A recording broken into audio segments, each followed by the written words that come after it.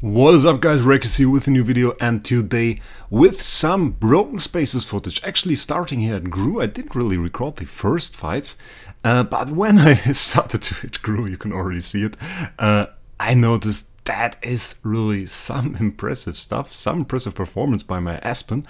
And the team you're actually seeing is a new team I'm working on. It's not finished yet. I'm working on it to actually break my Flameshine record, make a higher Flameshine score.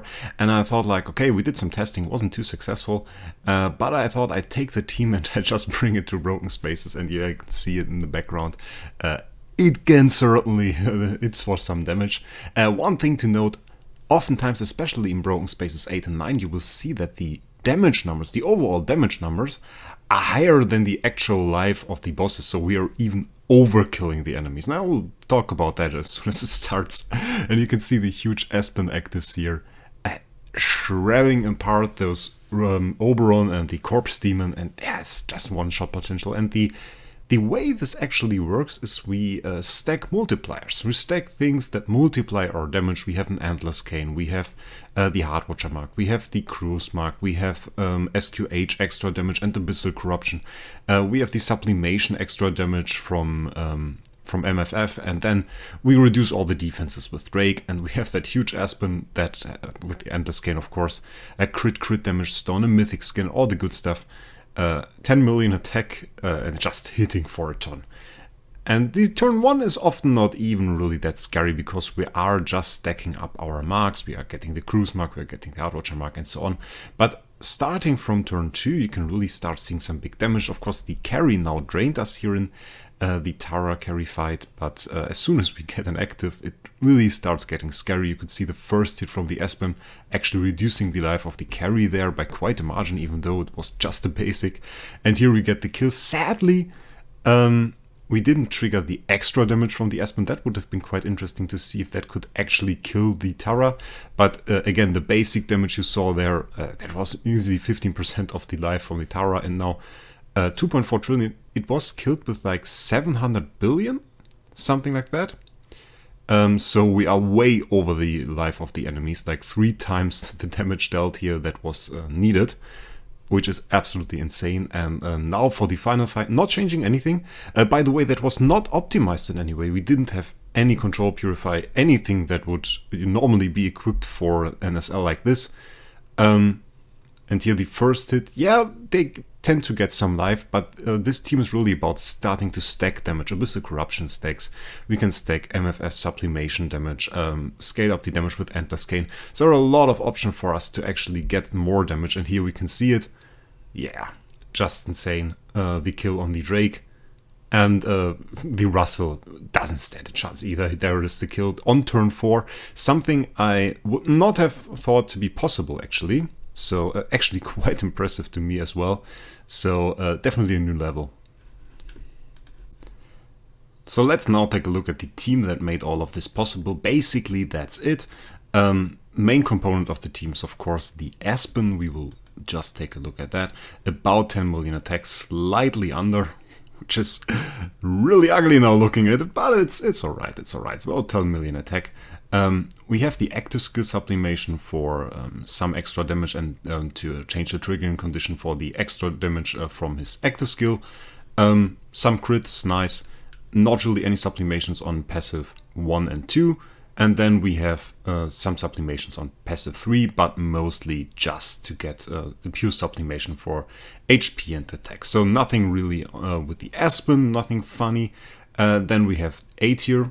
Some decent stats, I would say, 6.4k attack, and Giant Killer Defier for a huge amount of extra damage and basically a lot of one-shot potential from the Aspen from this initial hit.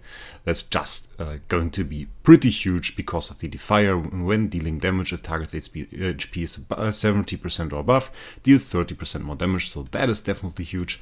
For armor, we use some 6-star armor and the 2-star Soul Resonance gear for attack and all damage dealt, and basically maximizing our attack with that.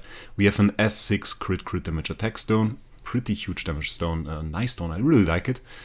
Sadly pretty expensive to roll. And Endless Cane, precision attack skill damage, always nice to have.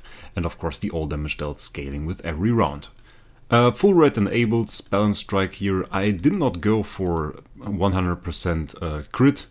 We could have, of course, rolled for a crit awakening and then would have 100% crit, which is something I saw sometimes. It's not really that good because you don't get the damage buff from the balance strike, because the balance strike damage buff only triggers if at least one of your hits, it's multi-layered attack, so we get multiple hits. If at least one of those hits doesn't crit, we get the extra all damage dealt, or the extra damage of 30%. If all of our hits would crit, that would mean we would not trigger balance strike, or we would just heal our life. So that's one thing. Then we have crit damage, precision, pretty standard stuff.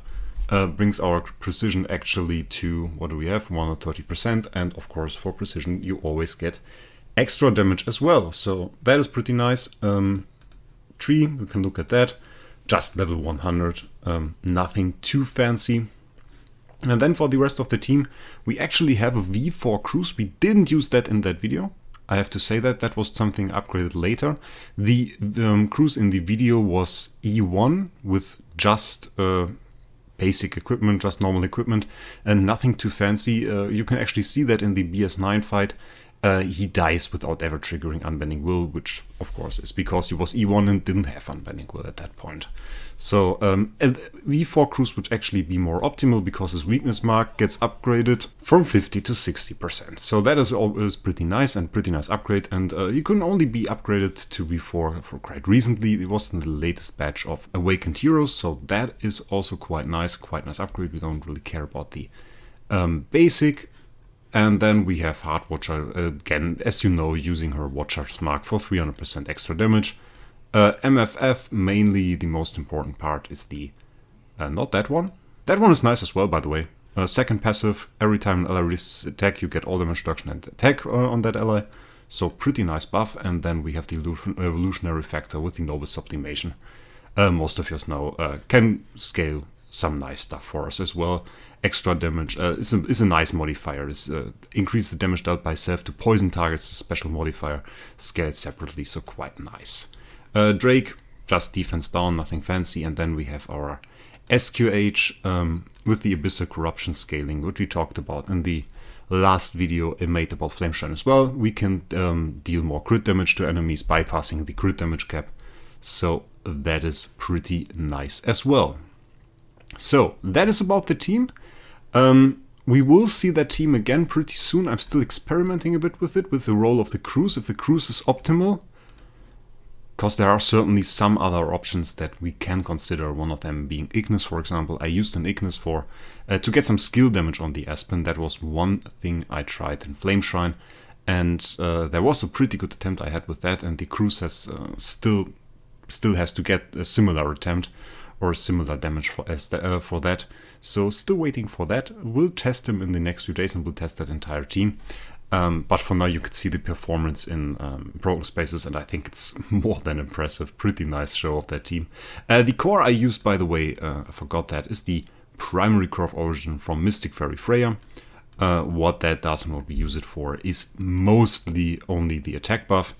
At Core Liberation 1, that's a 15% attack buff for nearly all of the heroes in your team. So having some extra attack is actually one of the best cores that we have available for this team. I don't own the SQH core, that would be an option as well. Buffs crit chance could be interesting. Then again, we talked about crit chance on the Aspen, so upgrading that anymore might not even be that good. The other option, of course, would be to have the Aspen core, just for the sake of giving stats to the Aspen, but I think we still get more stats, more attack from the Mystic Fairy Freya core, so that is still interesting. It's not even a noble core, by the way. That's really just the primary core, the normal core.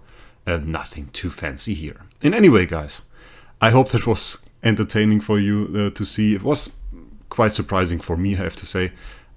Just a recording I made from some stuff I considered very impressive. Do you have a nice team for Broken Spaces? Let me know in the comments. Do you still struggle with it? I certainly did for some time. So let me know all of that stuff in the comments. In any way, I wish you guys a great day, and we will see us in the next one.